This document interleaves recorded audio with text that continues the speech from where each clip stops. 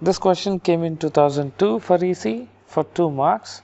The question is, a Zener diode regulator in bill of figure is to be designed to meet the specifications.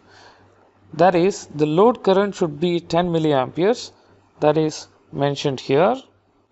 The output voltage should be 10 volts and V in, the input voltage, varies from 30 volts to 50 volts. Now the Zener diode has Vz, the breakdown voltage of the Zener diode is 10 volts and knee current is given, which is 1 milliampere. For satisfactory operation, the R value is being asked in the options, which is in fact not given. So that's what we need to find.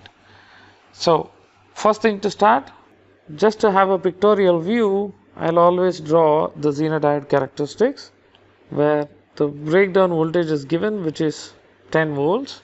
The knee current is given, which is 1 milliamperes. Now there is no question of checking if the Zener diode will be in the breakdown region or not. We have to choose the resistance value in such a way that the Zener diode will be in the breakdown region of operation. So now, obviously, the value given is the knee current. So if we have knee current flowing through the Zener diode, it just entered the breakdown region of operation.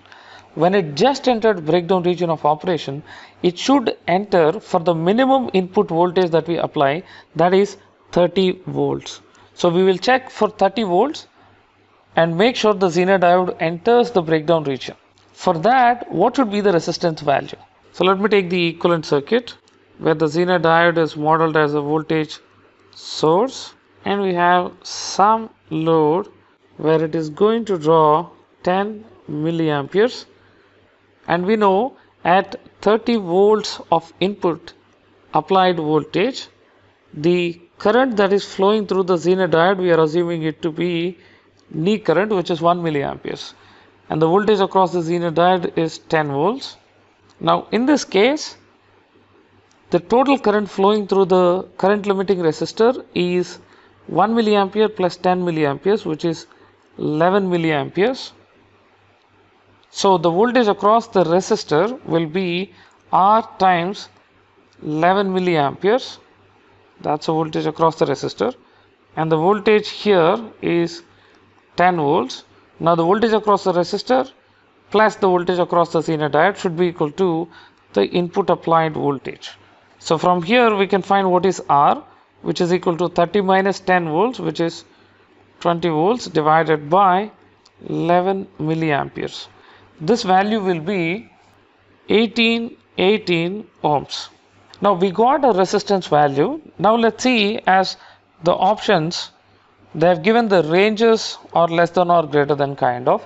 So let's just investigate what will happen if the resistance value here is higher than 18.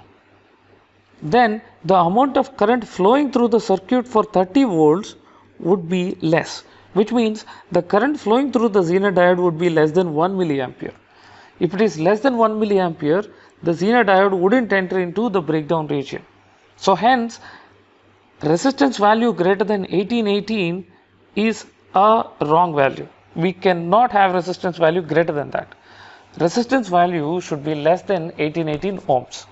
So looking at the options, option A has a value less than what we got here. Rest all have values which are greater than that value.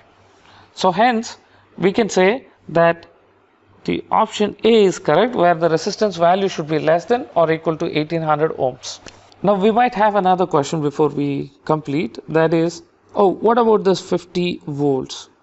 If we have made sure for 30 volts the Zener diode has entered into breakdown region with bare minimum knee current, for 50 volts the Zener diode would still be in breakdown region with a very high current flowing through the Zener diode. As the maximum power rating of the Zener diode is not specified here, we are not concerned about how much current flows through the Zener diode when 50 volts is applied. So hence we have found at 30 volts, which is enough to find the resistance value.